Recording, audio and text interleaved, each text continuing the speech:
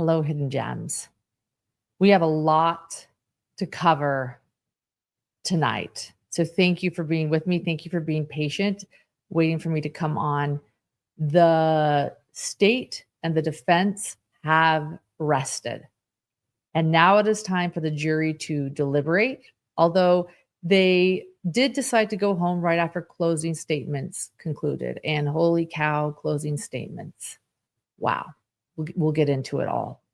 We'll be there bright and early tomorrow morning while the jury gathers again to deliberate the verdict on whether or not Lori Vallow Daybell is guilty of conspiring to murder Brandon Boudreaux. A lot happened. I keep saying that. So let me just set the stage. We went in this morning. A lot of people were there. Brandon Boudreaux and his entire family, as well as Brandon Boudreaux's friends. Kay Woodcock was there again, supporting Brandon. We saw Judge Boreski as we got out of our Uber this morning and said hello. Good day to him. We did a morning live because more motions came down. You can check that out on our morning live as well as our lunch live. But let's get into the details of what the witnesses brought. Day 5 kicked off with some serious digital forensics as FBI Special Agent Nicholas Balance took the stand. And to remind you, Nicholas Balance, his face cannot be shown because he does a lot of things undercover. But he has also testified at Lori's first Idaho trial and Chad Daybell's trial. So this is his third time testifying. I think even actually, was he at Charles Vallow's trial too, or he was on the witness list, but maybe never testified. He is an expert in this case and an expert in forensic digital evidence. So he takes the stand. You guys can't see him at home, but we're watching him.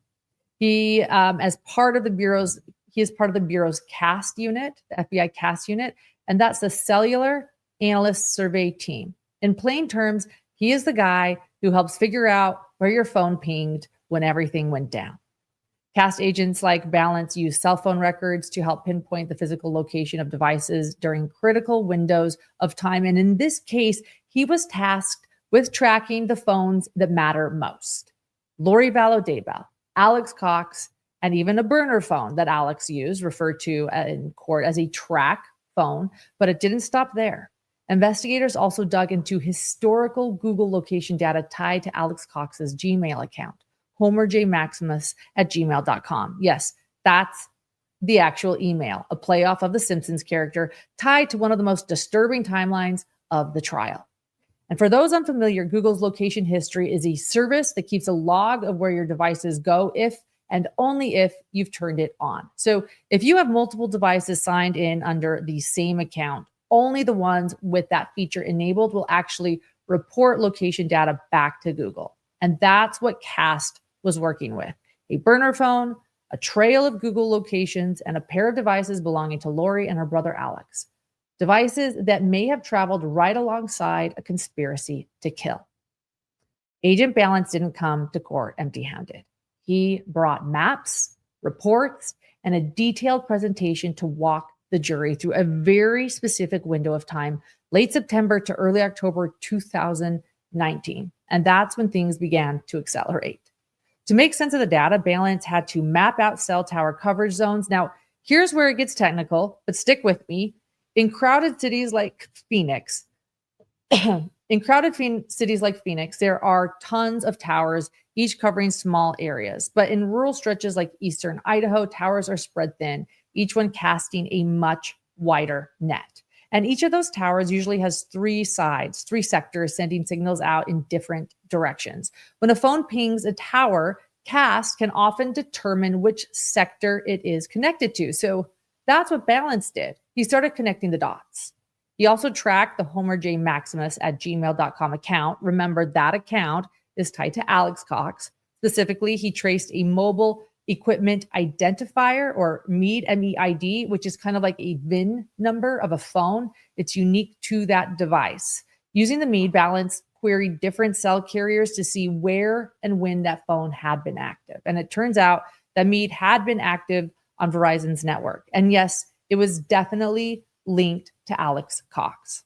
Then came the map. In court, the jury was shown a Google location history map tied to the Homer J. Maximus account. The data placed Alex Cox at a Walmart in Idaho Falls on September 25th, 2019. By the way, just to remind you, when I say things started to accelerate 2 days after J.J. Vallow was buried in Chad Daybell's yard, a couple weeks after Tylee was, he finds himself in the Idaho Falls Walmart on September 25th, 2019, from 7:07 to 7:26 p.m., a quick trip. And that's when and where he bought a burner phone, or AKA the track phone. But that's not all. We learned at the same time Alex was inside the Walmart, Lori's phone, her primary phone, was pinging off a nearby tower. She received 2 calls while Alex was inside. One of those calls lasted 10 minutes, and it came from none other than Melanie Boudreau. Let that sink in. While Alex buys a burner phone, Lori is just outside on the line with Melanie, and they are all in the same small area of Idaho Falls. Coordinated coincidence? Probably not coincidence. I'd call it conspiracy. But that was just the beginning. Before we move on, though, I do need to get a quick drink of water. Forgive me.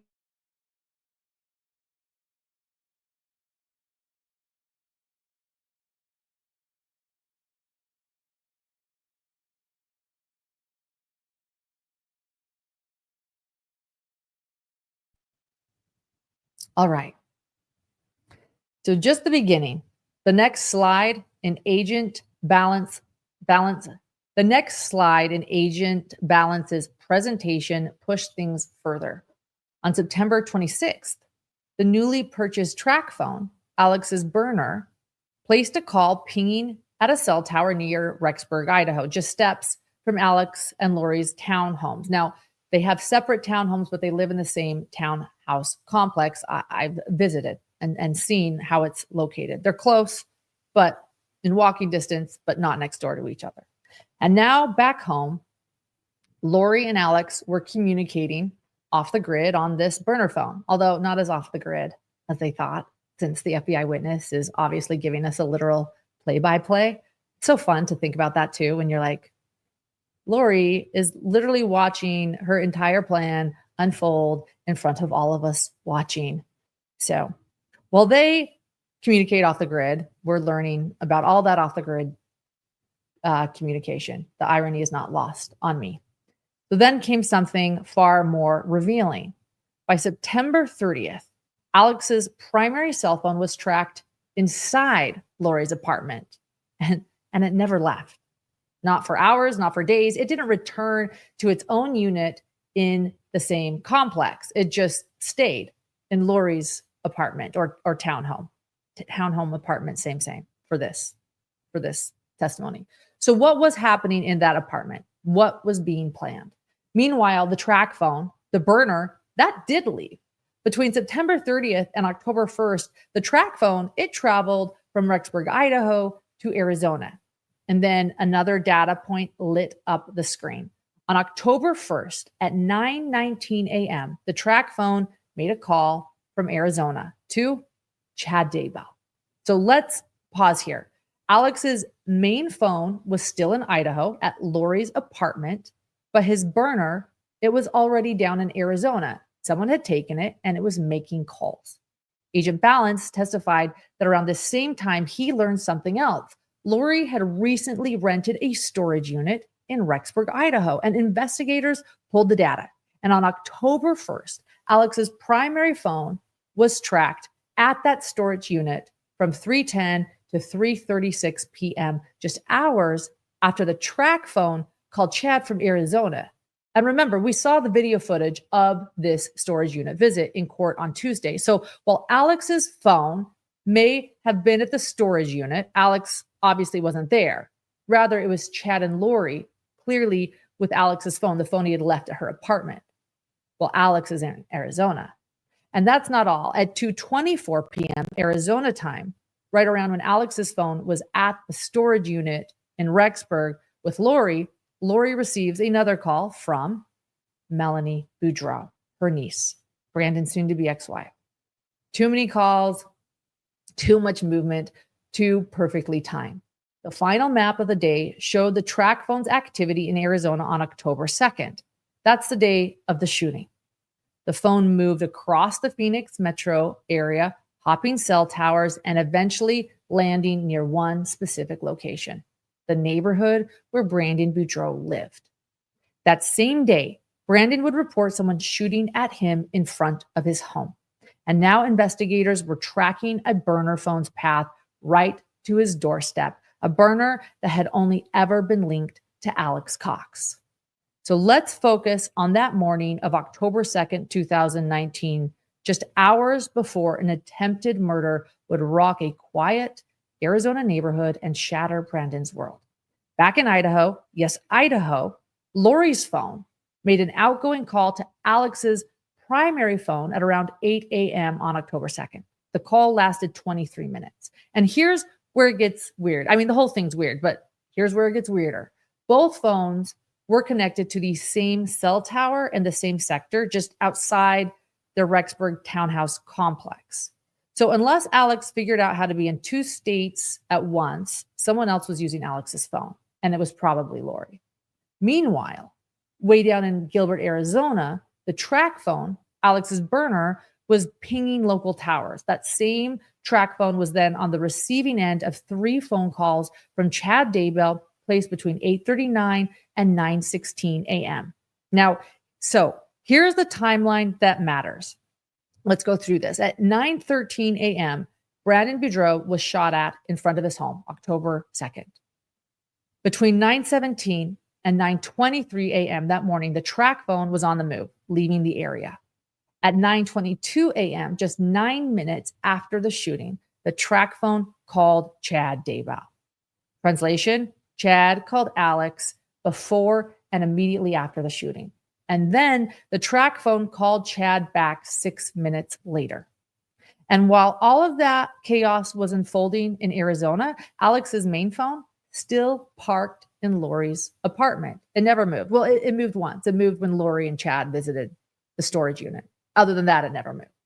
But Lori's phone, she was busy.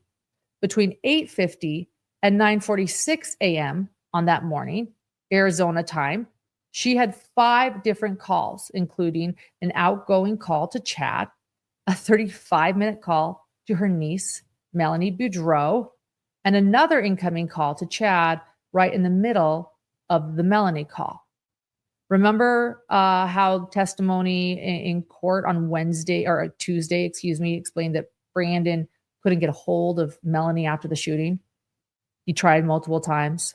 Well, she was chatting with Lori. So we know now why she was busy. Back in Arizona, the track phone kept moving. By the end of the day, it was pinging towers between Phoenix and Utah, and then poof, it vanished. The track phone was never seen on a network again. But the morning after the shooting, October 3rd, Alex's primary phone lit up again in Rexburg, this time back near Lori's storage unit. At 2:13 p.m., surveillance video captured not just his phone, but video of Alex moving a Jeep tire out of the unit. So not only do we have his phone, we have Alex being there. So you know it's not just his phone, it's Alex too. And who was with him? His sister, Lori Vallow Daybell, his little sister. Between 2:20 and 2:22 p.m., Lori got more calls from, you guessed it, Chad Daybell. And with that mountain of digital evidence laid out, prosecutor Trina Kay simply said, no further questions. So let's break it down. What does this digital breadcrumb trail tell us? Alex Cox buys a burner phone. That burner phone travels to Arizona. Chad calls it before and after Brandon is shot at. Meanwhile, Lori's calling Chad and Melanie and possibly using Alex's main phone from her apartment. She also takes Alex's phone to a storage unit while he's gone. The burner disappears. Alex returns to Idaho. He's seen at a storage unit, this time with his little sister. Again, Lori. Chad's calling again. So is this just a series of coincidences? That's what the jury's going to have to ask. Or is this a carefully coordinated state-spanning murder plot documented minute by minute through the devices they thought would protect them and hide them. Either way, this isn't just tech evidence. It is a timeline, and it is damning. It is not circumstantial. It's conspiracy laid out and concise. Next was Lori's turn to cross-examine Agent Balance, and she did. This was someone she was going to cross-examine. So Lori asked hypothetically, if you had 3 phones attached to your email account and location services turned on for each, which one would it be tracking? Agent Balance stated that there are different columns for each device, so it would be tracking all 3, but it can differentiate between the devices. Next, Lori asked if Agent Balance got this information from Google, and he said that the records were obtained by the Rexburg Police Department. Well, Lori, as she always does, tried to poke some holes to insinuate that the data might not have been authentic. And look, let's just take a listen to this.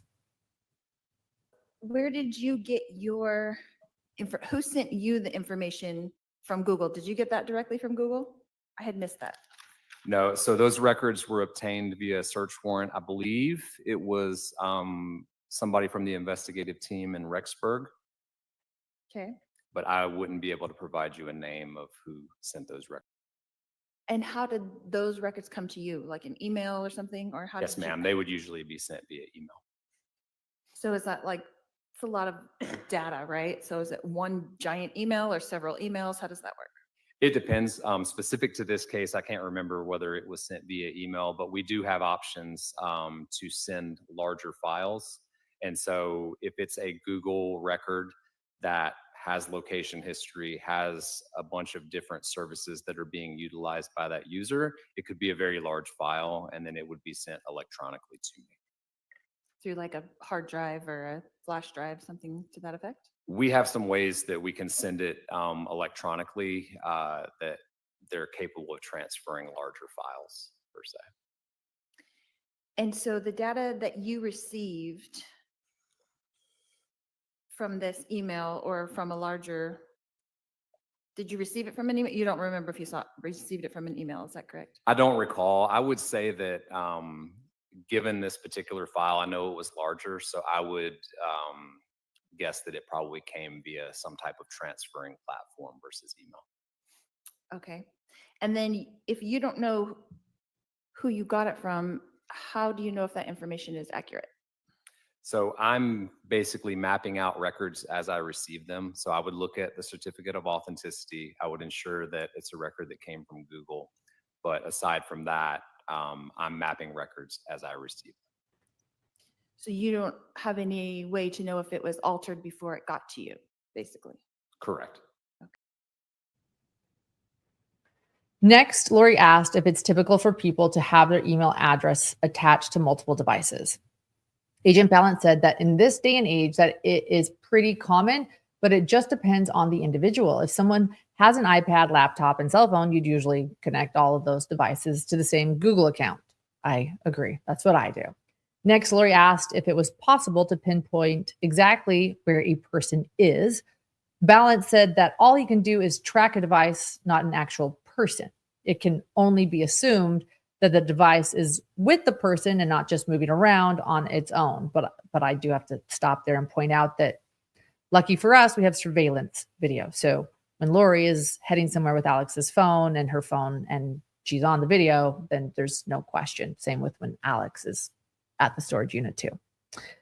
Lori asked if someone else had a track phone, would it mean that they were in that specific place? Well, Balance replied that the device simply reports the location information and that the data, and that's the data that he is able to collect. So Lori then asks if it was the track phone that was at the storage unit on October 3rd at 2:15 p.m. And Balance said no, that it was Alex's primary cell phone, which we also talked about here. He said the track phone never gave another location in Rexburg after October 3rd. The last data from the track phone was from the evening of October 2nd, the day of the shooting, southeast of Salt Lake City, Utah. And then it just disappears. I'm sure he just threw it out a window or something. Lori then wanted to know how many meters make up each sector of the cell phone tower. And Balance testified that the sectors are measured in degrees, not meters. Lori asked how close she and Alex's apartment units were to each other in the complex. And he said he wasn't sure. but knew that they were relatively close. They are. I've seen it myself. And then he said that there isn't a definite way to know, or definitive way, excuse me, to know that the phones were at the different apartments using cell phone records alone, but the Google location history is much more specific. Lori asked Agent Balance to clarify the night her phone was in Idaho Falls while Alex's phone was in the Walmart. She asked if he has the ability to track someone walking around Walmart, and he said, well, you can get an estimation. Lori had questions about Verizon's cell phone towers. Agent Balance said that coverage areas depend on how many users there are. She then asked if it was Gmail or Verizon who gave him the information, and that there was no movement of Alex's cell phone from one apartment to the other. He said he gathered this based off of Alex's Google location history from his primary phone. Well, Lori asked if a phone would show all of its movements if it was driving around. Balance testified that it just depends on the Google location history service and if it's enabled. She asked if a phone would report its location if it wasn't moving at all. And again, Balance said it depends. If it's stationary, it might not report as much as a moving phone. The phone has to be turned on and have Google location history enabled. If there isn't a location record, he can't map it. And with that, Lori had no further questions. I don't think that she accomplished much, but on redirect, Trina asked if anything about the records appeared to be inauthentic or modified. Agent Balance said no, he just used the data and showed us what it said. Next, Trina asked if the Homer J. Maximus account logged into the track phone, and Balance said yes. After her final question, Prosecutor Trina announced that the state was ready to rest. There you go. That's what you're always waiting for. Wow.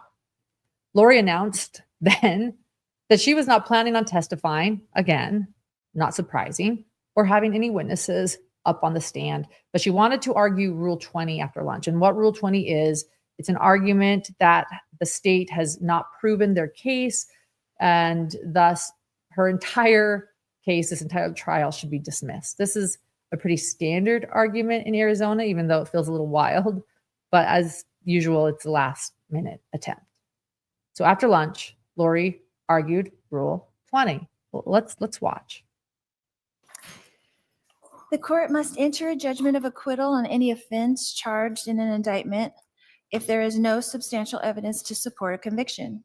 Conspiracy to commit first-degree murder requires the state prove that I, one, agreed with another, in this case Alex, that one or more of us would engage in conduct that equaled first-degree murder, and two, that I intended to promote or assist in the conduct.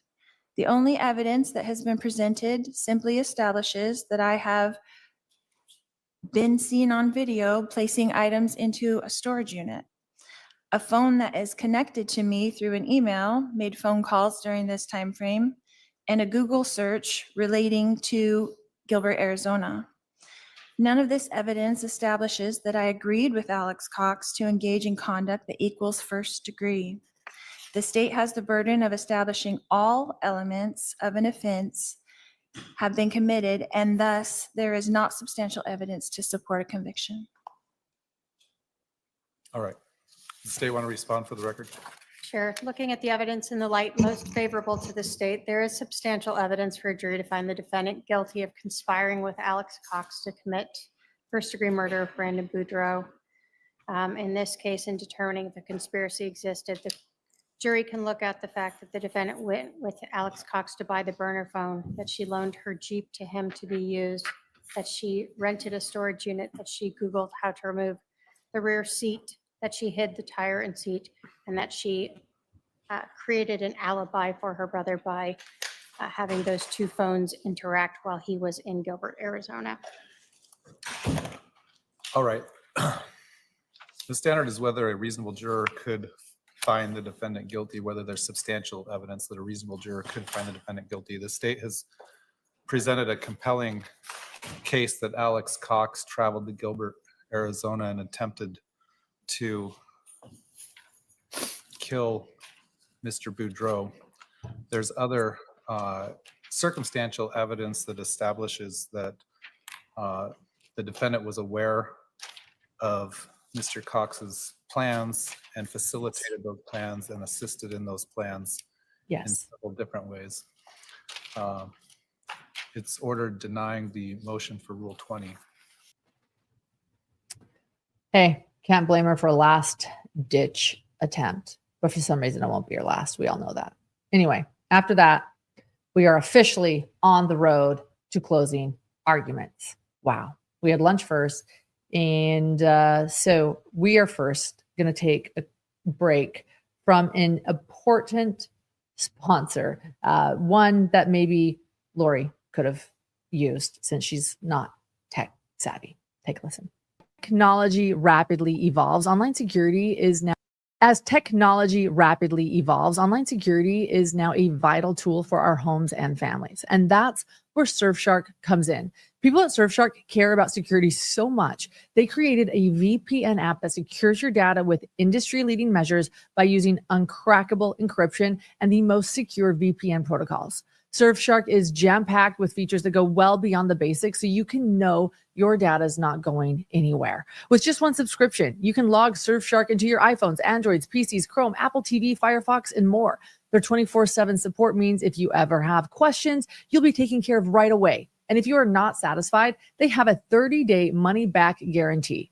And in addition to that 30-day guarantee, if you head to surfshark.com/hidden and use code HIDDEN at checkout, you get an extra 4 months of Surfshark VPN. That's surfshark.com/hidden and use code HIDDEN at checkout to get 4 extra months of Surfshark VPN. Surfshark.com/hidden. Maybe would have helped Lori. All right. Closing arguments. Judge Boreski read off the jury instructions, but I'm going to skip those because admittedly, I wasn't even paying attention. Jury instructions to me are a snooze fest. But here's where I was paying attention. Prosecutor Trina Kay, in her black power suit, confidently approached the podium to issue the state's closing argument. And she began with a question. The $1 million question Officer Rob and Detective Pillar asked Brandon after he had just been shot at while trying to go home. Who would want to kill you? And each time Brandon answered this question, he gave the same response. His ex-wife, or soon-to-be ex-wife's aunt, Lori Vallow Daybell, Lori Vallow back then, and her brother, Alex Cox. He believed the shooting was related to an incident in Chandler that occurred in July of 2019. And side note, as we know, this incident was the murder of Charles Vallow, Lori's ex-husband. But now someone was trying to kill him too. Brandon told investigators that Lori used to live in Texas, and the Jeep used in the shooting, well, it had Texas license plates. Brandon went on to explain what happened. This 2-door Jeep sat idly, unusually close to his driveway. It had no spare tire on the back, making it so that whoever was lying in wait could easily open the back window, point a rifle at Brandon, and fire a shot. A bullet struck the frame of his Tesla. After that loud bang, the window shattered terrifyingly close to the top of Brandon's head, just mere inches from death. Brandon was able to speed away and dial 911. He was panicking, panting, bordering on a panic attack, trying to rationalize just what took place. Alex Cox also sped off and immediately called Lori's soon-to-be husband, Chad Daybell, before Googling back roads to get out of town. As we now know, the names Brandon initially gave to investigators, well, they turned out to be correct. But Brandon had no idea the amount of scheming that actually went into this shooting, the conspiracy to take his life. Trina said something that I'm sure most of us have thought at one point throughout this trial, that the details can get a little confusing. She knows this and is going to break everything down to make sure that the jury fully understands how everything fits together. Let's put the pieces of the puzzle together, and Trina always does in her closing arguments. This was no exception. How the evidence points to one conclusion, that Lori was involved in the conspiracy to commit first-degree murder to kill Brandon Boudreaux. The timeline in this case started around June 25th when Brandon learned that Lori had been feeding lies to his then wife, Melanie. Lori convinced Melanie that Brandon hacked into her computer, that he was gay, and that he was trying to get Lori's sacred temple recommend taken away. On the night of that terrible argument between Brandon and Melanie, he texted Lori and asked why she was lying, why she was destroying his marriage. We saw those texts. And as we learned, Lori never responded. She left those texts on read. His whole life was going up in flames, but Lori couldn't be bothered. While they don't know the details, the jury did hear about an incident that took place on July 11th in Chandler, Arizona. Again, we know what that was: Charles Vallow's murder. Brandon told the officers he thought his shooting could be related. Detective Duncan testified that while investigating the Chandler incident, he located a Jeep in Lori's garage, a gray Jeep with Texas plates. Alex's truck was also there, meaning he had his own vehicle and didn't need to borrow Lori's. As Brandon's divorce was progressing, Lori and Alex both relocated to Rexburg, Idaho. Melanie moved into her own rental house and they put their marital home up for sale. After it was sold on September 13th, Brandon rented his own home at 3875 East Phelps Street. He only told a handful of people his new address, including Melanie Boudreau, after she asked for it on September 17th. The only other people who knew the address were his two neighbors and a couple of friends, 5 people total. The only one of them who knew Lori and Alex was Melanie, and she provided it so that Alex could go there later to enact their plan. Brandon moved into his new house on September 25th, earlier than expected. Melanie was going out of town and the plan was about to begin. Alex was Googling places to practice shooting in Rexburg and somewhere to get window tinting. Not for his own truck, no. He was going to get tinting done on Lori's Jeep Wrangler, another part of their plan. The tinting he chose made the windows as dark as possible so that even in the daylight, no one could see who was in the back seat lying in wait. So dark that Detective Ray Hermosillo testified yesterday was against the law in Idaho, the tinting. He spent $200 on additional, spending $200 on additional tint was even more suspicious considering that wasn't even Lori's primary car. What would be the purpose when she had her own Nissan Rogue to drive? Well, they needed a vehicle where Alex could hide and shoot out of the back window. Next, Trina moved on to the infamous burner phone. Oh, that track phone. Special Agent Nick Ballant showed cell phone records and Google location data showing that Alex purchased the burner phone from Walmart on September 25th. We also know that Lori's phone was using a cell tower in the same area as the Walmart, meaning they likely drove out of town together to buy the phone. The next day, well, Alex activated the burner phone to use on his trip to Arizona. That same day, Melanie flew to Rexburg to visit Lori while Brandon took care of their children. Their agreement was for Brandon to keep the children until October 2nd. And then they would go back with Melanie. And that way, when Brandon was shot and killed, the children wouldn't be around to see it, right? Next, we have the beginning of the trip and Lori setting up Alex's alibi. She had Alex's phone with her, made calls on it, all to make it look like he was still there in Rexburg. It was a great idea until Alex linked the burner phone to his Google account. We know that Lori Googled how to remove the back seat from her Jeep, and they removed the spare tire as well. She was helping Alex get ready for his trip. After Alex left, the Jeep was captured on a license plate reader just outside of Rexburg, and then again in Holbrook, Arizona, with no spare tire on the back. While in Arizona, the burner phone only made calls to one person, Chad Daybell. There was other evidence that Alex was in Arizona too, including a receipt for a restaurant that was recovered in the Jeep after it was back in Idaho. Let's listen to Trina explain this a little further. We know the Jeep is down here. As much as the defendant wants to tell you about colors or whatever else, her Jeep was here in Mesa on October 1st of 2019. We can just stop pretending that didn't happen. We know as well, when we look at those Google records, we're trying to authenticate them, that the Los Favoritos was on Power Road in Mesa. And after having lunch, Alex Cox Googled another location on Power Road. Now, this defendant, in aiding this conspiracy, And helping her brother starts by renting that storage unit. Now, she rents that on October 1st. She also still is in possession of her brother's phone. So this way it looks like Alex Cox is going with her to the storage unit. She's providing that alibi because they don't think that the burner phone has hooked into this Google account. They don't know about the LPR readers. They don't think about the receipt.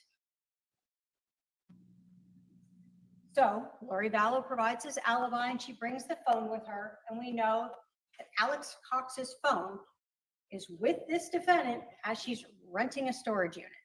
Even though we know from the video, he's not there. She's alone.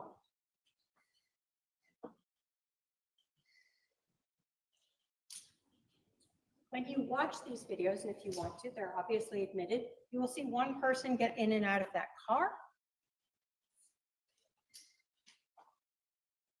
And one person go into the storage unit.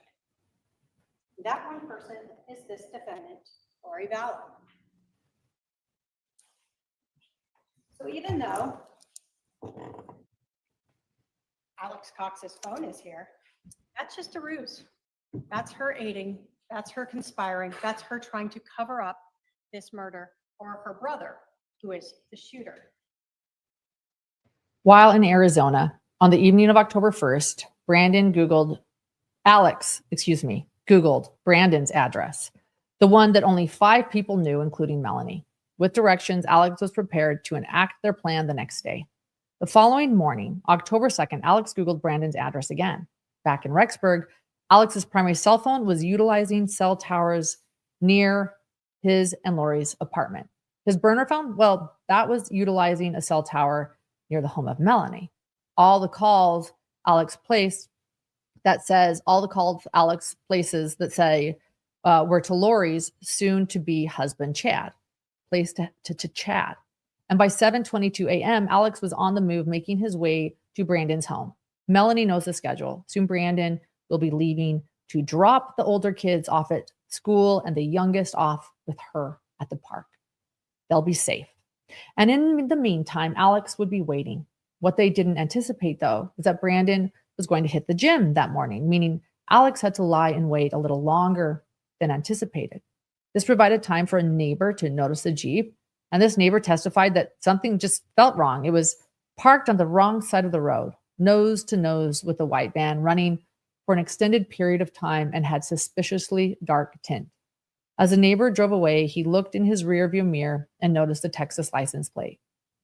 At 8:02 a.m. Arizona time, Lori had Alex's primary phone back in Rexburg call her phone. She had a fake 24-minute call, all a part of creating that fake alibi. If Alex was making calls in Rexburg, surely he couldn't have been involved in the shooting in Gilbert, Arizona, right? Well, the burner phone was in Gilbert, and it was utilizing cell phone towers near Brandon's home 25 minutes before Alex shot at Brandon. Lori received a call from Melanie, still talking, still conspiring, probably wondering what was taking so long. Where was Brandon? Well, he finally returned home around 9:13. Alex had been waiting for nearly 2 hours. As Brandon was about to turn into his driveway, he noticed the Jeep, the window opening, and the barrel of a gun pointing directly at him.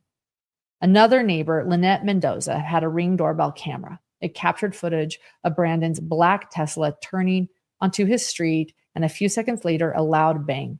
Just moments later, Brandon dialed 911 as he sped away. He told the operator he just had been shot at.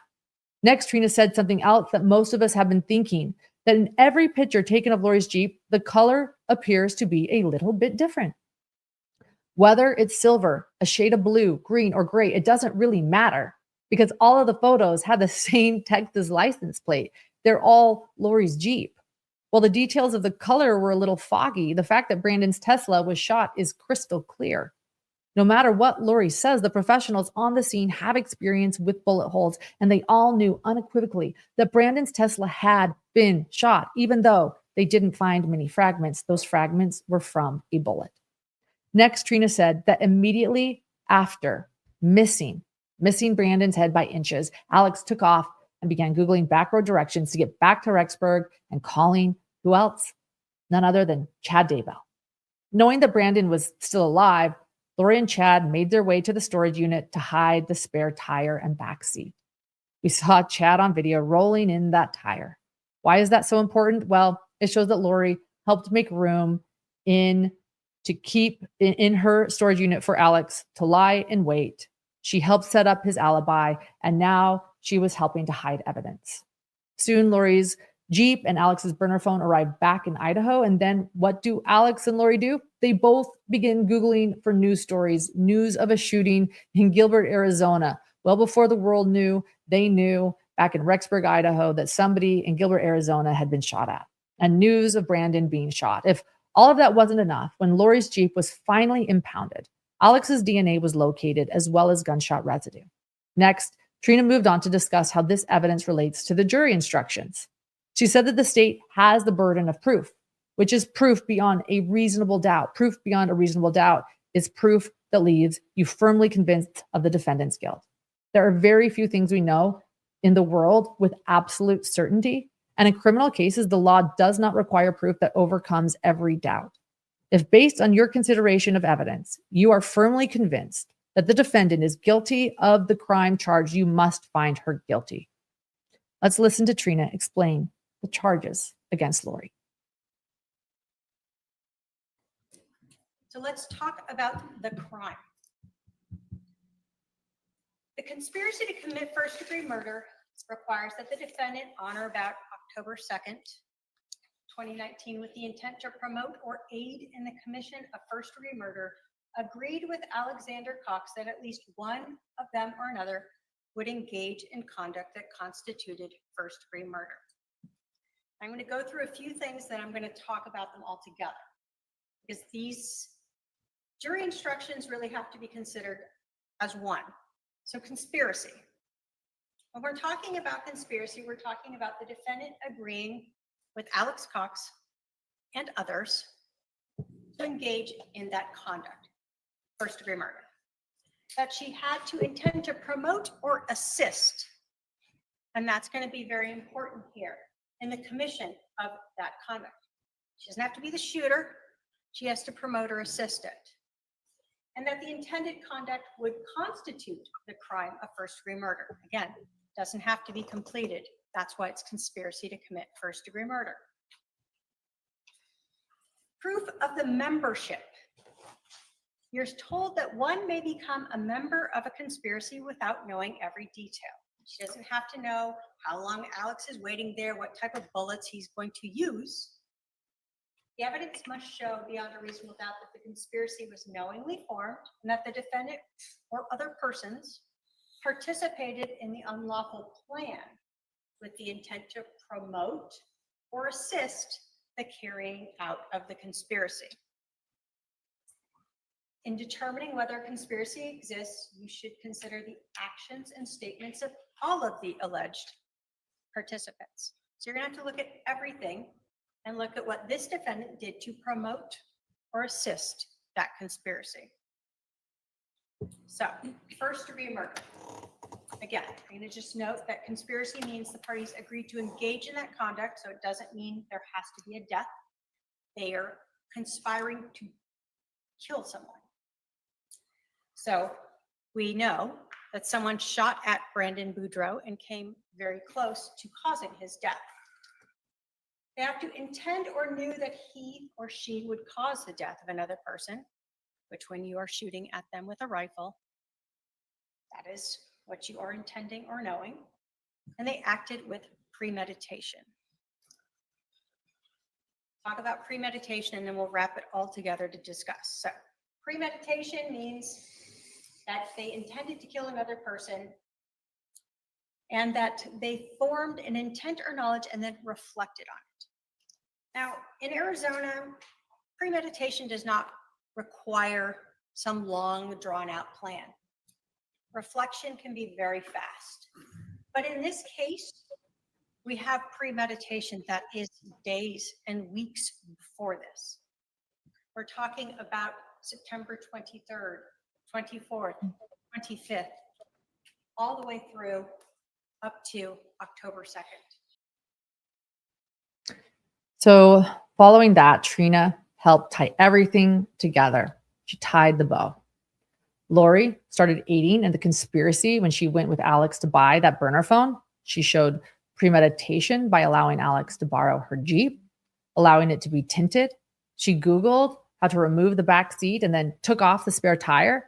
She kept those items with her until she rented the storage unit.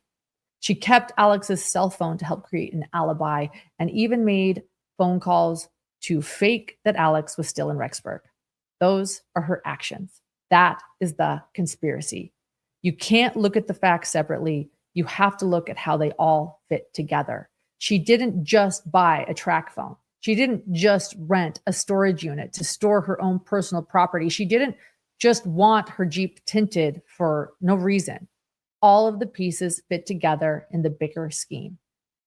Then Trina moved on to discussing the various defenses that Lori had alluded to during this trial. The first is that there was no shooting at all, that Brandon struck his own car with a tire iron. I still can't get over that defense, but yes, Lori's defense. I don't think one even needs to be entertained by that, although admittedly I am. Sorry, Trina. But the evidence is clear. A bullet struck his car, shattering the window. There were bullet fragments and a bullet hole. Ring footage captured the noise. Brandon called 911 out of breath and in fear. That is true. That is real. The second defense, well, maybe Melanie did it. And that was the defense that Lori switched to mid-trial. Remember that? A shocking one for all of us, or at least for me. So let's talk about that defense. Melanie is the one with the financial motive. During her closing, Trina even said she's not here to say that Melanie isn't involved. She's here to tell you that Lori was involved too. More than one person is typically involved in a conspiracy, including in this case. So the third defense was that Lori believes she's just not responsible for her brother's behavior. But we know better. She is responsible. She conspired. She assisted. She promoted and was definitely involved in this crime. Now, I want to listen to Trina finishing up with her incredible closing argument. And then we've got a lot more. Let's take a listen. Brandon Boudreaux knew who was involved. He may not have seen who did this. The defendant has tried to explain away the evidence and questioning witnesses, asking if it's possible for a single piece of evidence to mean something other than what everyone knows it means. Is it possible that a Coke bottle broke in the street and one little shard stayed there right where Brandon Boudreaux's Tesla was located when it was shot? A shard that looks just like the glass from his car in the driveway inside the seats. Is it possible that a tire iron made that bullet hole in the Tesla? Is it possible that the GSR in the Jeep is hairspray and fireworks? Is it possible that a Jeep with Texas plates belonged to someone else who wanted to kill Brandon? Is it possible that Alex was in Idaho and called her on October 2nd at 8:02 for those 24 minutes? Don't fall for the defendant's questions about what is possible when the evidence shows exactly what occurred. The only explanation when we look at all of the evidence together is that this defendant conspired with her brother and others to try to kill Brandon Boudreaux. The state asks you to look at all of the evidence, not just the is it possibles, and find the defendant guilty of conspiracy to commit first-degree murder. Thank you. Well, so of course, Trina K finishing up her closing arguments means that it's Lori's turn. It's her turn, Lori Vallow Daybell's turn once again for her own closing arguments. And it was something. The courtroom echoed with objections. Lori stumbled through her statement, clearly forgetting what closing arguments are even for. I don't know if she ever knew, though. So I think you'd have to know before you forget. But it felt less like a defense and more like a derailment. And honestly, we should just listen to this whole thing together. Let's watch this. I have been actually waiting all afternoon and evening to watch it with all of you. So here we go.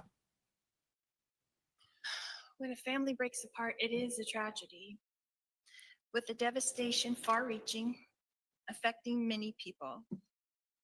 I am not exempt from tragedy, none of us are. But what we learn from it is most important. Because of this experience, I've studied the law and the judicial system, and that knowledge will stay with me forever. When we experience tragedy, we can grow stronger from the experiences, and then those experiences are not all negative. You would think that often people in my position would feel defensive or angry. And from where I'm standing, I understand that very well. But I don't feel any of those things. You have watched me under pressure, under scrutiny, and even under attack. And I have shown you that I'm not on any of those things. I'm going to object to character This- evidence and testimony that's not in Sustained. evidence. Ms. Daybell, can I have you pull that microphone a little closer, please? You can't be upset with people who are forced to look at your life from a distance or judge it through a lens that's being intentionally distorted or being at least very limited. Like the lens the state has shown you on this event. There's so much more going on that is not included to your view. The law prevents some of these things from being shared I'm in going to trial. object, Your Honor, to improper. Sustained. You have seen opinions formed by strangers trying to put together a narrative. I have shown you that basically there is no defense to what a person did not do or did not participate in. Other than what you've seen, which is no evidence that I made an agreement to commit a crime, because no such evidence exists. So I'm not defensive. I'm not angry. Nobody has all the pieces to this puzzle. It is complex. Like most families, this is a complex issue. And like the state, I was not there. But there is no agreement, no plan, no game. I am no stranger to tragedy. The breaking up of a family is tragedy. On June 25th, 2019, Brandon Boudreau decided that I was responsible for his family tragedy. And I'm really sorry that he feels that way. No, Your Honor, I'm going to object again to testimony. All right, the jury is reminded that what is said in closing statements or closing arguments is not evidence, it is not testimony. The intent of the closing argument is for each side to argue what the evidence shows. Go ahead. I did and have supported my niece Melanie when she suffered tragedy as a young child and during this terribly difficult time in 2019.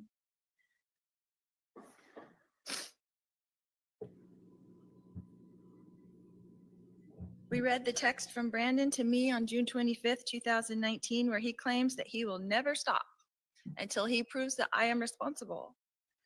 Well, here we are, almost 6 years later, and I'm charged with conspiracy to commit first-degree murder. In order to have a conspiracy, 2 or more people have to make an agreement to commit a crime.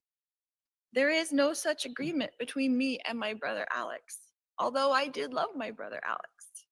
And I'm going to object again, Your Honor, to testifying. Sustained.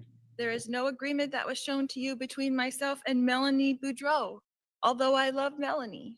And I'm going to object again to testifying. Sustained.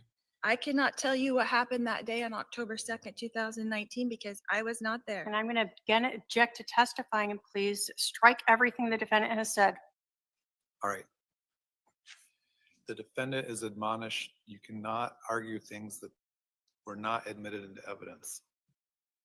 The prosecutor wasn't there. Law enforcement wasn't there. Only Brandon knows what happened before he called 911. Only Brandon said he will not stop. The fact that I supported Melanie in her time of need does not make me against Brandon. I had nothing to gain by Brandon being hurt. Brandon has worked with law enforcement for almost 6 years to make sure that I Your pay a Honor. consequence. I'm going to object to misstating the evidence. Sustained. The jury will determine what the evidence did and did not show. Your job is to determine if I committed a crime, this crime, a conspiracy, an agreement, not cleaning out a garage, but an agreement to commit murder. You did not see an agreement. You did not hear an agreement. You heard Detective Duncan say that he had spent hundreds of hours going over my iCloud accounts. They have 19 years of my accounts, text messages. And I'm going to object to calls. misstates the evidence and no. If there was an agreement. Hold on.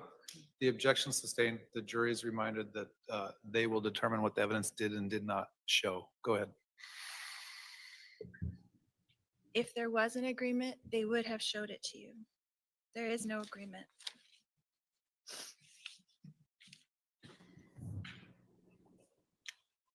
We've all experienced tragedies in our lives, and naturally people want someone to blame, someone to pay a price. My brother is no longer here. We can't ask him about that day. There were things presented in this case that I did not know. And I'm going to object again to testifying, Your Honor, and ask to strike. Sustained. Things that I saw, I thought, And again, I'm going to already ask to strike. All right. The defendant cannot testify to things that were not testified to from the witness stand. because this is the theory the prosecutor wants you to see, it is limited. How can we say clearly when the law only allows for a skewed view of things? The devastation this family has gone through is the tragedy. After almost 6 years, it's time for healing. Thank you. Well, that's not it. Just when we couldn't have thought we could all love Trina K any more than we already do, she did her rebuttal, which was a complete mic drop moment. Shocking, because it seems to be that she decided Lori finally opened some doors there. She opened some doors that they had warned her about. Don't open these doors, Lori. If you do, if you keep speaking to your character, we can rebut that character. And so when it was time for her official rebuttal, she did just that. Take a listen. The defendant wants you to think that Brandon has it out for her. She has tried to insinuate that Brandon was involved with working with Detective Pillar for years just to get her.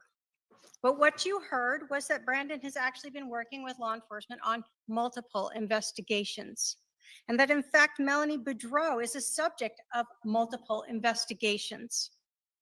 So again, as the defendant sits up here and tries to portray and paint a picture for you of her innocence and sadness and family tragedy, she again misrepresents what was told to you at trial. She tells you there was no plan, but she ignores the facts and the evidence of a very obvious long plan. A plan that started when she began, this defendant, Lori Vallow, meddling in Melanie and Brandon's marriage. And when that marriage was finally ending, this defendant continued to help her cousin, or her niece, Melanie. She continued to aid her. And what we see in every one of these bits of evidence is a core group of people. This defendant, her brother Alex, Melanie Boudreau, and Chad Daybell. The four of them working together. Do we need to have words, a video? No, we do not. That is why there is that jury instruction on direct and circumstantial evidence, because you look at what is going on here and it screams to you a conspiracy by this defendant, by Melanie Boudreau, by Alex Cox, and by Chad Daybell to kill Brandon Boudreau. Every action you see there, the defendant would like you to look at them individually and pretend that they don't all point to what happened on October 2nd. But everything they did leading up to then shows you a way to cover up and prepare for the murder of Brandon Boudreau. When we talk about a plan and this defendant's actions, the most obvious and screaming piece of information is this defendant holding on to her brother's phone for days, holding on to the 480-351-9120 number for days while her brother is gone, with her Jeep, without the rear tire, without the back seat, with a gun with him. That is part of the plan. That is the assisting, that is the promoting, that is the conspiracy that this defendant wants you to pretend doesn't exist. We don't need words. We have actions that are obvious, and they're done by this defendant and her co-conspirators. The state asks you to look at everything together, regardless of how many people want to cry up here, regardless of how many people want to try to testify. This is not evidence. What is evidence is what was presented to you in trial, and each piece of that tells you this defendant is guilty. And so I ask you to find her guilty of the conspiracy to commit murder against Brandon Boudreau. Thank you. All right, members of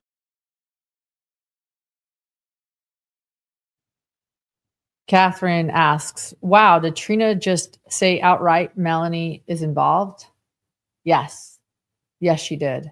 And that was bold because Melanie hasn't even been charged, but she absolutely said that. She said this is a conspiracy between Chad Daybell, who has also not been charged in this. He's sitting on death row in Idaho for other crimes. Vallow Daybell and Melanie Boudreau.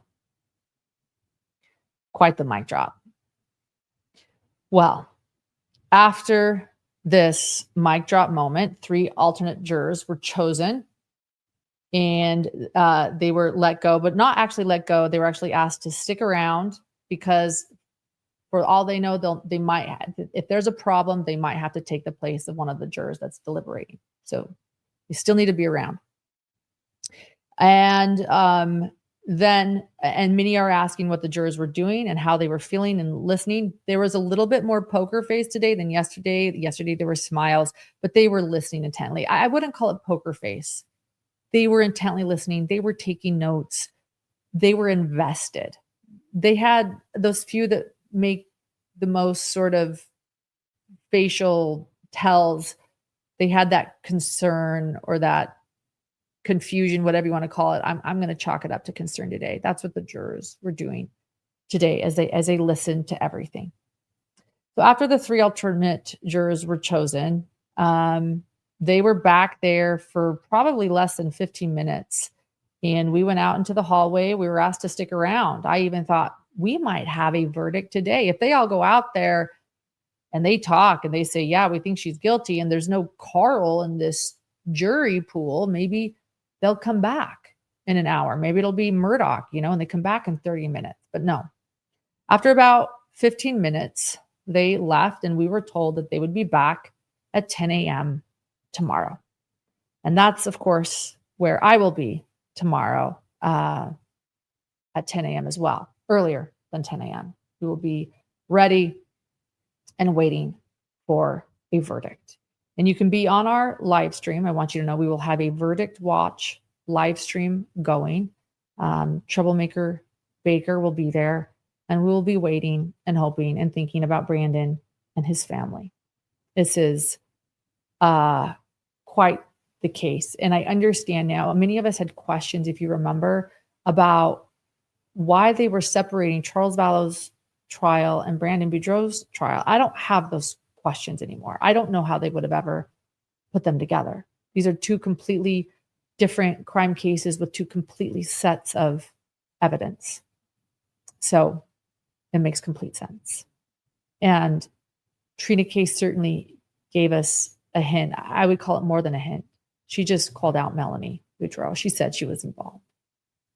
And I know that many of us have questioned whether or not Melanie and Zulema had immunity, right? They both testified in Idaho. Zulema certainly had immunity in Idaho, and she was an excellent witness, right? And I've wondered, I don't know. I wondered about Arizona. I realized I don't know who has immunity in Arizona. I wonder about Melanie Gibb too. I don't know. But from the sound of it, it seems like Melanie Boudreaux Pulowski not only doesn't have immunity, she's being called out right now directly by the state's prosecutor saying that she was involved in this conspiracy. It's definitely, I think, an unexpected plot twist 6 years after this murderous spree across states. I know it's been something that's been like weighing heavily on me a little bit. It's big. It's big. All right. If any of you have any big questions, put the big question mark emoji and we'll be able to see this because the chat is going fast, but I will head over and see some of the questions and comments that have been starred. And thanks so many of you. Okay. Troublemaker Baker is asking if Mr. Balance or Nicholas is handsome because I have seen him testify 3 times now. Yes. He sounds handsome, he is handsome. He looks like an FBI agent. So, indeed. I'm sorry you couldn't see him, but don't worry. You had Judge Boreski to watch. Can Judge Boreski order her to hear the victim impact statements? Great question. I don't know. I hope so. I hope so. He can't force her to take medication or drink her water that's on her desk, but he has been able to force her to come to court and participate in her own trial. And so we'll see. We'll see.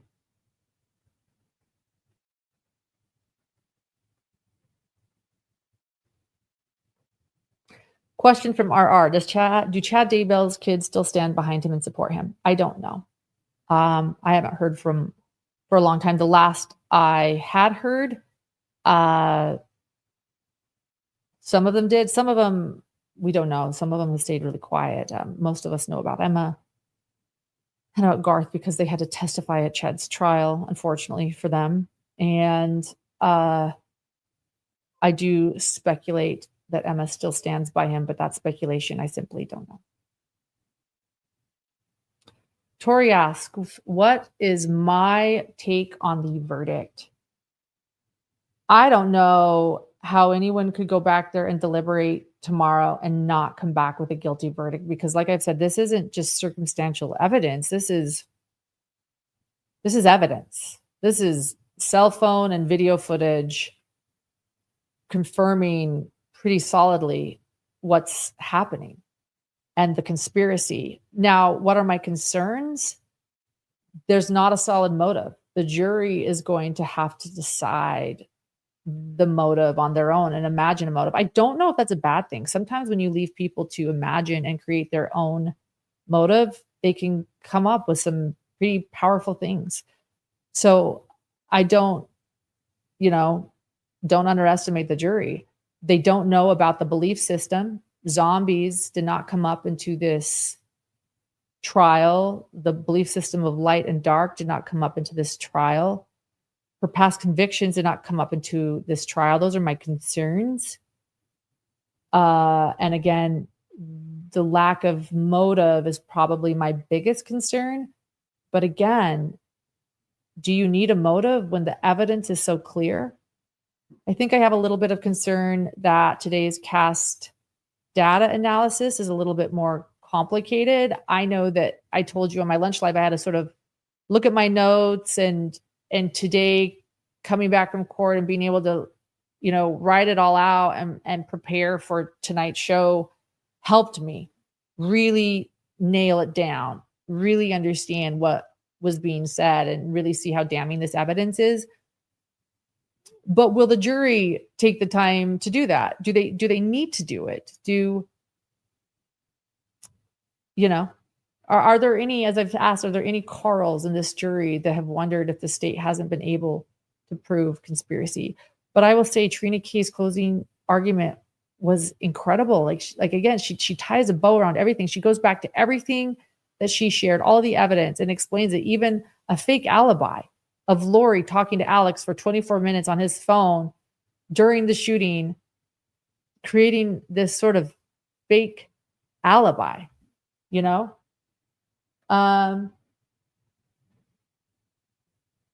People are wanting to know about the smiling juror. I just got a note passed to me from Grayson. People want to know about the smiling juror, if he was chosen as an alternate. He was not. He will be a juror. And I'll be honest, I have, I kind of get my favorites throughout the trial. And not that many like favorites, like the ones I notice the most. There's probably like 3 or 4 I notice the most, and they will all be jurors. And I'm not disappointed with that. What else?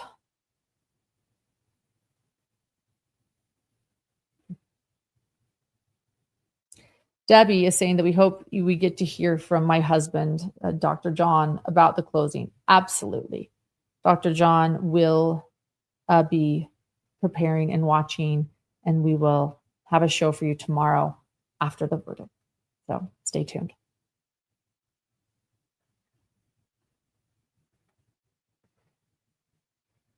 Let's see.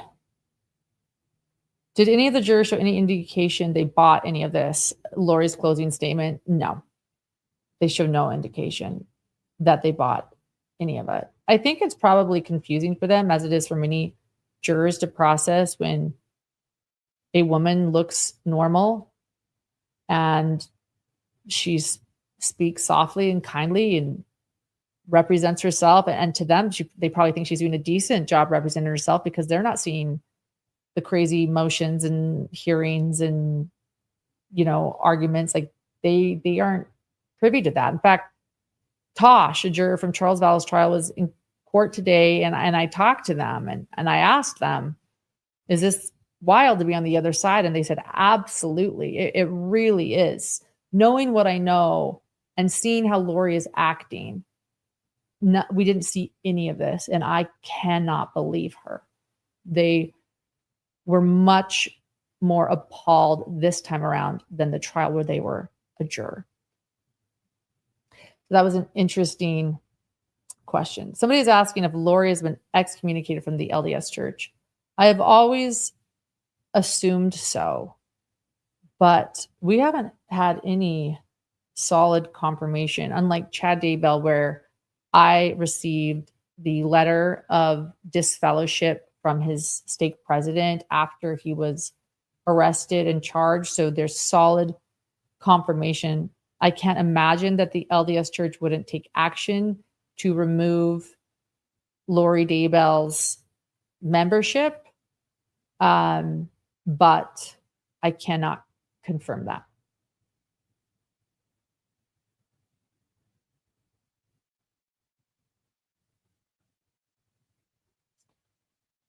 She took her high pony out. She must have watched your lunch live.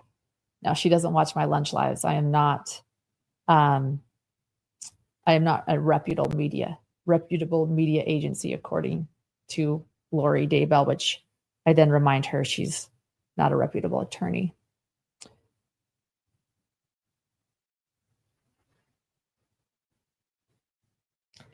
Cinnabay asks, didn't she text someone he can't do anything right about Alex? Or was that after he failed with Tammy? She did write that he can't do anything right. And it was after the failed attempt on Tammy Daybell, which was shortly after the shooting of Brandon Boudreaux. So Alex came back and days later attempted to kill Tammy, which she called 911 and said it was a paintball gun. And then Lori texted Chad and said he can't do anything right. And then after that, Tammy Daybell lost her life on October 19th, 2019. Heartbreaking. Asphyxiation. Murder. Thank you. We have a viewer 3:45 a.m. in Scotland. That means so much. I have loved meeting so many of you during this trial. Thank you. The jurors didn't give much during Lori's dribbling. I was watching them actually. What are they doing? What are they doing? And they were intently watching. They were sort of doing this thing as the objections flew. And yeah, I don't know how many bought it, but then when Trina Kay did her rebuttal and explained that there are many cases and multiple people involved, I think they got it.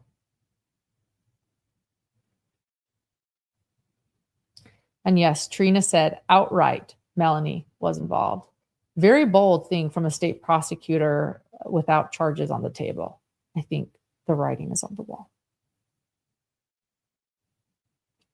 And then right after that, Mallory asked, did we ever find out why Melanie was never called? I think we just found out. I think the charges are coming. That would be my guess. F. Stokes is asking, Lauren, does it concern you that they didn't convene for a verdict today? No.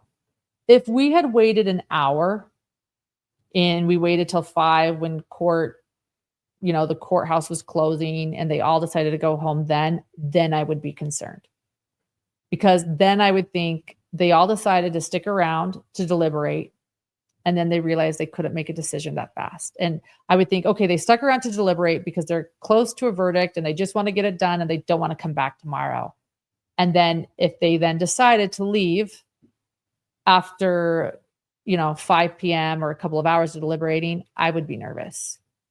I feel like what happened is they went back, they had a brief conversation, they were given their options. Maybe they went around sharing how each one felt, where they were on this guilty, innocent spectrum. And then given the option, you guys can start deliberating right now, or you can go home and sleep on it, and we'll begin fresh in the morning. And it was clear that that's what they decided. In fact, before they sent us home, the media contact came over and said, hey, you guys can go home. They didn't announce it to everyone. They just kind of came into the front row where the media is in line and said, hey, you guys are going to be able to go home, right, really quietly. They'll reconvene at 10. And as I looked up, the jurors were coming out of the room and heading towards the elevator, and I saw them all leave. It was so quick that I think they simply said, hey, let's sleep on everything we just heard and get this done tomorrow. So I am not worried.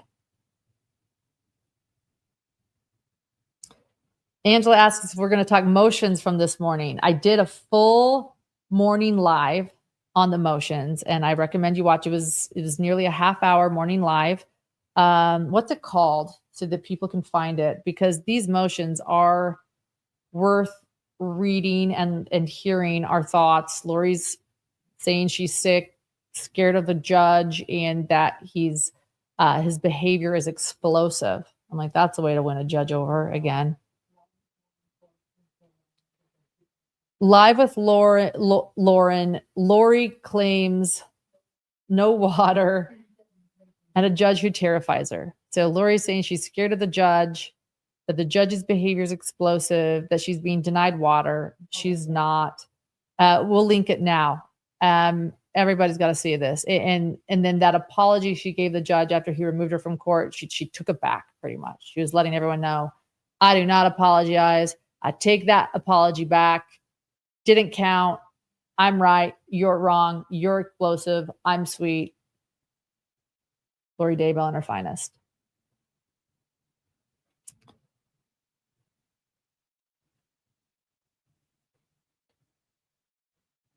Leah asked, Lauren, I pray you and Grayson will be home with your families by Saturday. Thank you, Leah. I appreciate that. I think we will be. I will be disappointed if we're not. Because it'll also be very concerning that the jury might have so many questions that they're just holding out on a verdict. I think we can all start panicking then. But I think we will be. I admittedly, I am very homesick. So I hope that I will be home.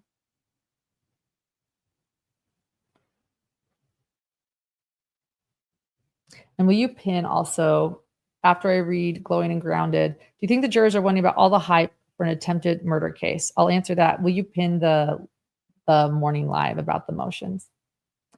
So I think the jurors are wondering what's going on.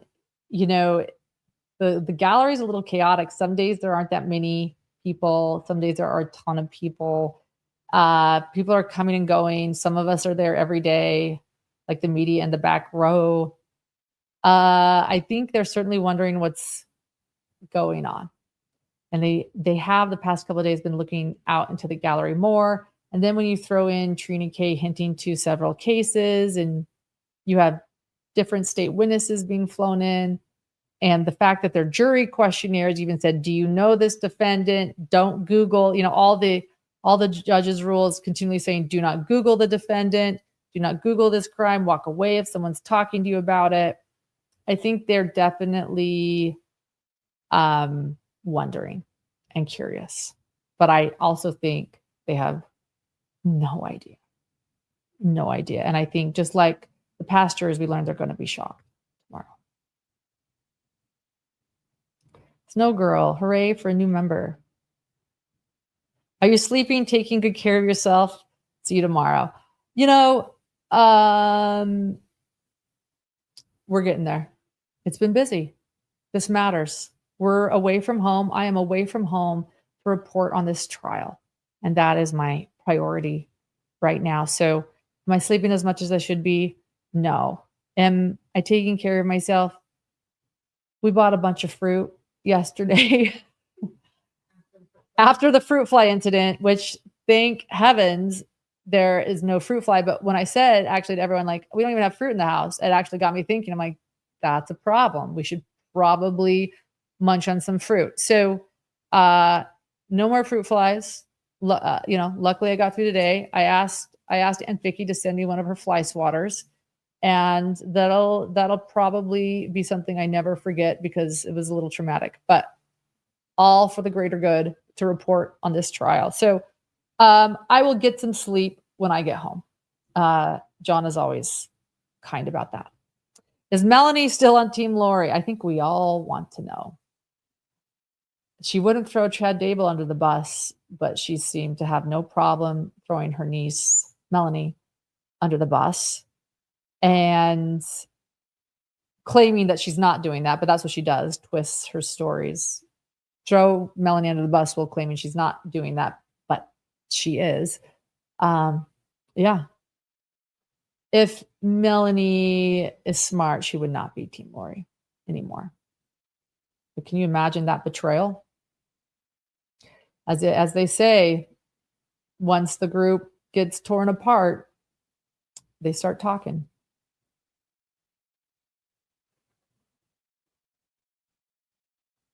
Amanda says, I think it was Alex and Melanie in the Jeep. I thought that for a long time too, but it looks as if the Jeep was already there by the time Brandon was dropping his child off to Melanie in the park.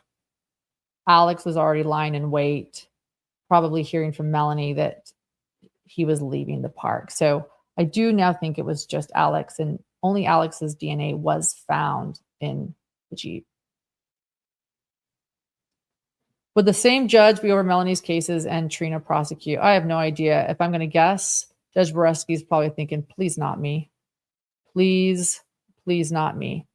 But it would make sense if it was both of them again, right? They know this case. But at this point, I think Judge Boreski might recuse himself, knowing how he's probably feeling about this. But that's a good question. I don't know. Did you learn anything new to you in this trial? Yes, I did. There was so much new evidence in this trial. I feel like I learned more new evidence in this trial than even Charles's. Yeah, I think specifically about Melanie Boudreau's involvement. We knew there was evidence. And I will be honest, I had heard from more than one source that absolutely Melanie was the only one that knew Brandon's address. I had heard that, but had never been said publicly out loud, really. And the court showed that she was the only one. That was repeated again by Trina K again today. Melanie Boudreaux-Pulaski was the only one that would have known Brandon's address. And she was the only one that was in contact with Alex and Lori and Chad. So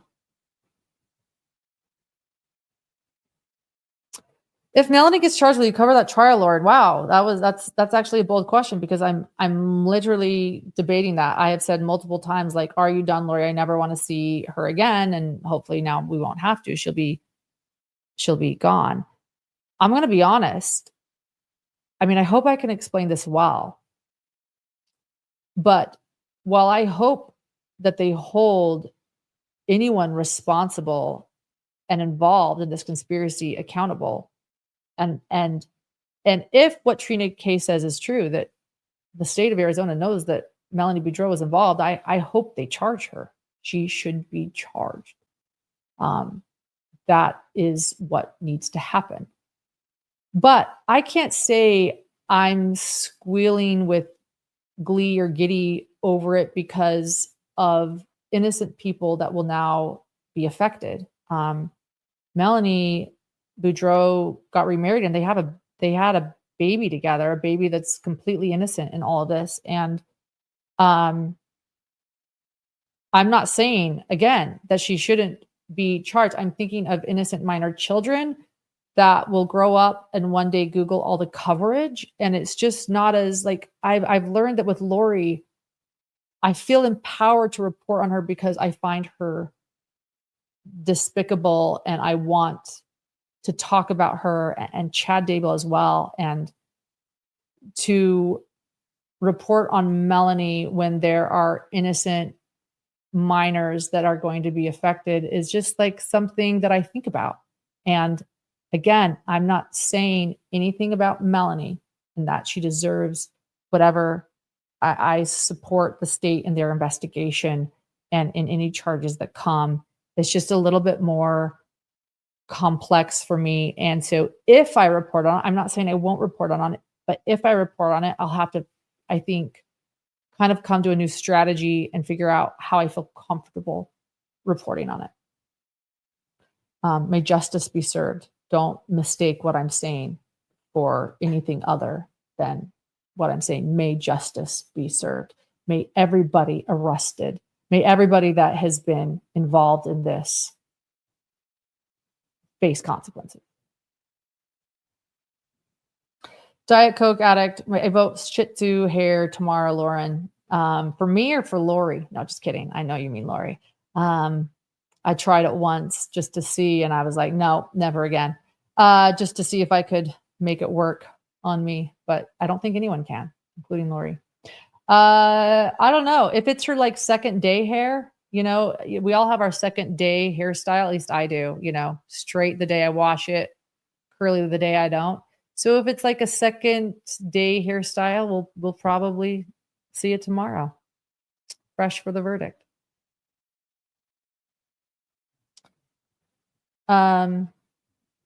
Ray also said that he had been involved. Ray Hermosillo said he had been involved with Lori for 5 years. Yes.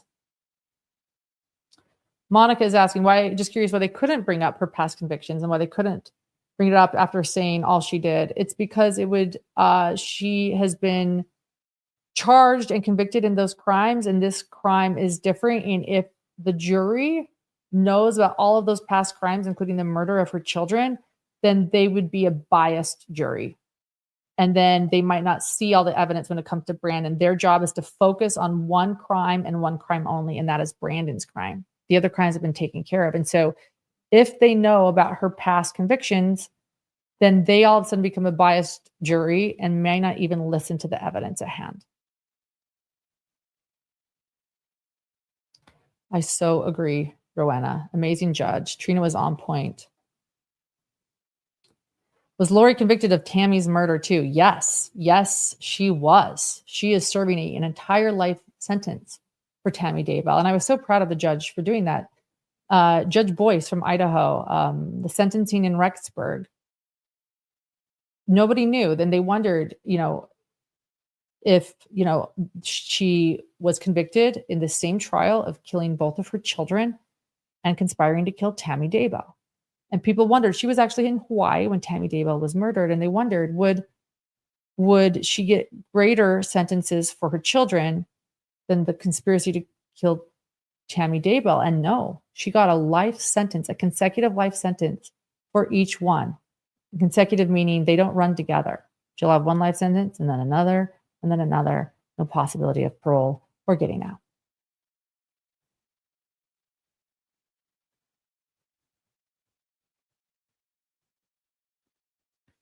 Heather says the ultimate mic drop would be TK announcing charges against Melanie at a press conference after Lori's guilty verdict. I feel like she kind of did that, right? I mean, she's on her way.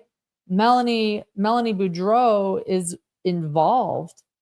Why not at this point, right? Like, I know. Let's see what happens. I don't know what the next weeks are going to bring. Gina, thank you so much for the gifted membership. So many people are appreciative of you and doing that.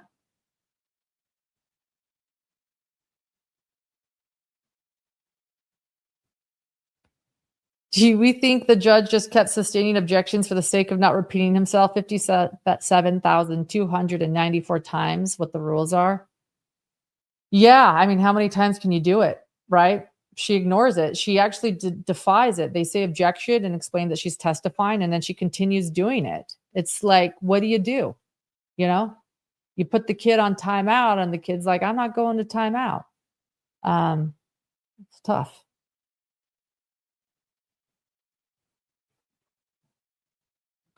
Candy is asking, Lauren, will you cover the Trevor Decker case? Yeah.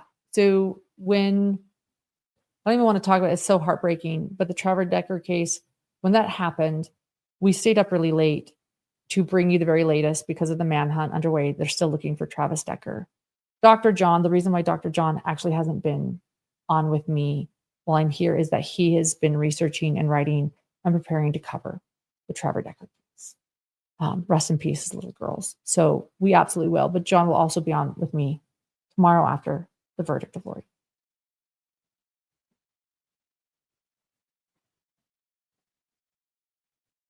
Oh, this is so neat. Sergio says, I went to Bloom and Bramble yesterday. That's Aunt Vicky's flower shop in Orem, Utah. And Aunt Vicky was there working so hard. She took the time to make the most beautiful floral arrangement for my friend's birthday, and she gave me a fly swatter, a true gem. Thank you for sharing that. That is Tammy Daybell's aunt.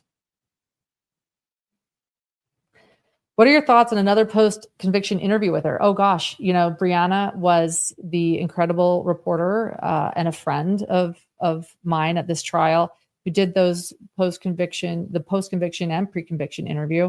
And we told her today, we're hoping for another one. She has no plans, but we said that we hope that Lori reaches out, and we hope that happens. If so, hopefully we'll be able to have Brianna on to talk about it. I'll tell you what she's not going to do, interview with me, because I'm not reputable, but that's okay. Cleanse my hands of that one.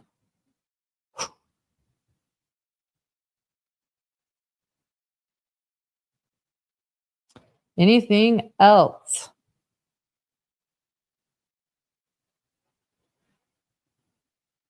Do I have an opinion on Karen Reed? I have an opinion on Karen Reed, but because I have not looked at all the evidence and I haven't followed the trial, I don't have so much confidence in my opinion that I would share it publicly, because I am someone that researches and listens and assesses all the evidence before making any formed opinion, and I simply can't do that. So I will stay mute on that one.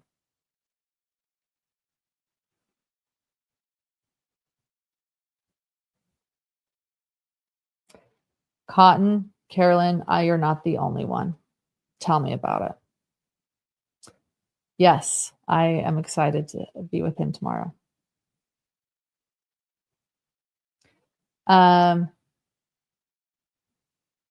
It's It's a good question. Should Lori have gotten away steamrolling her closing without being held in contempt of court? Is that even a thing? Well, I don't know. Contempt of court would have been what? Putting her in jail and she's already there. I think it was actually more powerful to say, you know what? You opened the door and my gloves are off. And here comes my rebuttal to your character assessment of yourself. Now I can say that there are other people involved and that you have other cases and you're not who you say you are. I think it was actually probably the most powerful thing they could do when she did that.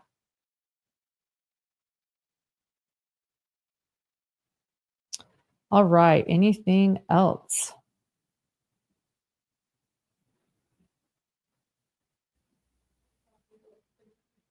Oh.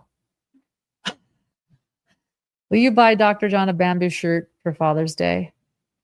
Yes. Yes, I will. It's a great idea. I'm always looking for gift ideas. And, I've had a few ideas like a portable fan to wear on a lanyard. And that's one idea. But you know what? Yeah. And I know what Brandy likes too. Bamboo shirt. Brilliant.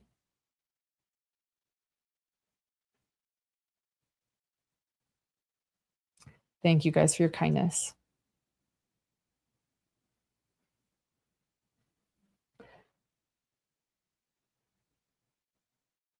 I want to thank all my incredible mods again. They are so wonderful. Did you see Lori at the end of court today look back at Brandon hugging Kay Woodcock? I did not. I did not see that. So thank you for pointing it out and sharing that. Wow. What a moment. I'm so glad that Lori saw that. Wow. Wow. That's neat. I also want to point out that I mentioned Nancy Jo Hancock's shoes yesterday, her incredible shoes, and truly they were incredible. I have the link. I'm buying myself a pair. But today she showed up in just as fabulous of shoes in red cowboy boots. So now I'm like thinking to myself, what shoes will Nancy Jo have on tomorrow? So we'll find out. Everyone, thank you so much for being here. It has been, Megan, thank you. Thank you for your amazing work and dedication to these cases.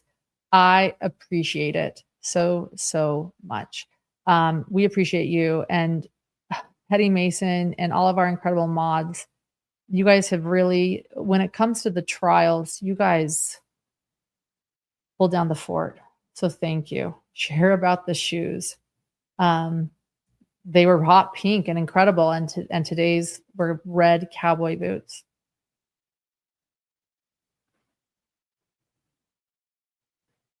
All right. Well, I hope that the verdict comes down tomorrow, because if it doesn't, I'm sort of freaked out. But I feel confident it will. So stick with us tomorrow. Is the live verdict watch? Oh, it'll be going up shortly. Should we wait? No. Put it up and then it can feed to this.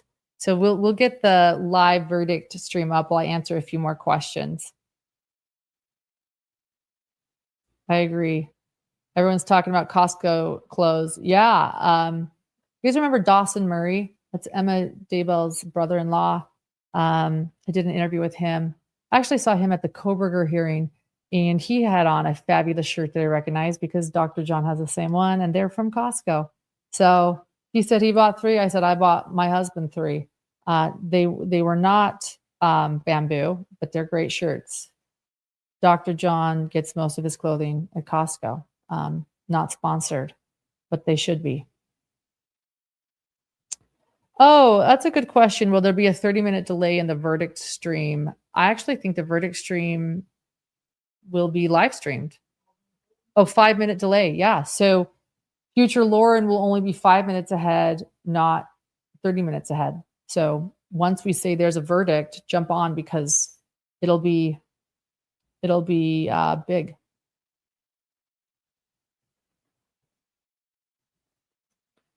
All right. Yeah, it's going to be interesting what happens tomorrow. Oh, wow. Ostra says that they watched Dawson's interview this morning while waiting for court. Again, who has watched Jess's interview now? If you want to understand this case and how it shattered so many people's lives, definitely check out Jess's interview. Yeah.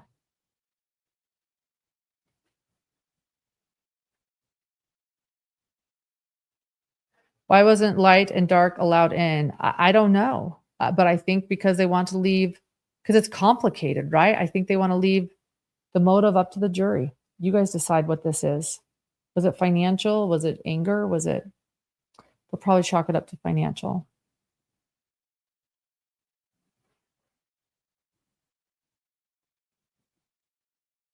We'll have a lot of links we mentioned. Oh, and then don't forget the Are We Done merch as well. Just know, guys, that our trial merch is only for a limited time.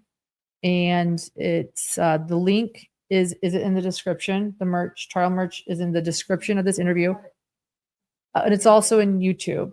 So, and it's pinned. Just so you know, it's only for a limited time, which is true. We actually set a timer to see if it's called a campaign. And so it's genuinely limited. So if you want your trial merch, snag that too.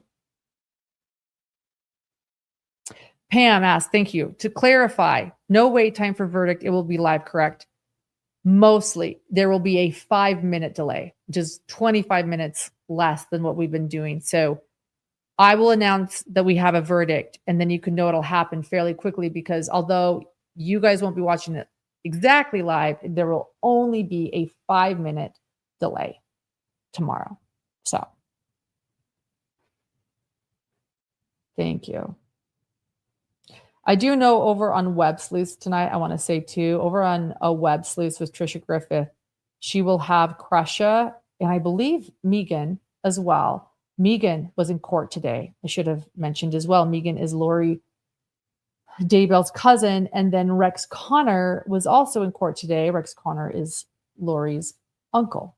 They were also both there. Forgive me for not mentioning that. There were a lot of people there today. And and I noticed that Rex Connor gave Brandon Boudreaux a hug when he walked into the courtroom. Brandon came over to Rex and gave him a hug. So I do believe that over on Web Sleuths tonight, Megan Connor will be there as well as Crusha, or that's the plan. And I know they'll be talking about what happened in court today from their perspectives. Crusha is Kay Woodcock's daughter. So you can go check that out. All right. All right, guys, have a great night or a great morning for our overseas gems. What? Yeah, have a great night or a good morning for those that are over. Oh, great morning. Grayson's over here trying to correct me. I'm like, I know what I'm saying. I said what I said. I said, have a great morning if you're our overseas gems. Anyway, thank you, everybody, for your kindness, for your support. I will get some sleep tonight. It feels like we can rest. We might go grab dinner or a drink somewhere. And thank you, everyone, for your kindness. Yes, it will be absolutely strange when it is over. But I think I've actually, I'm feeling what Judge Borusky has shared so eloquently. Are you done?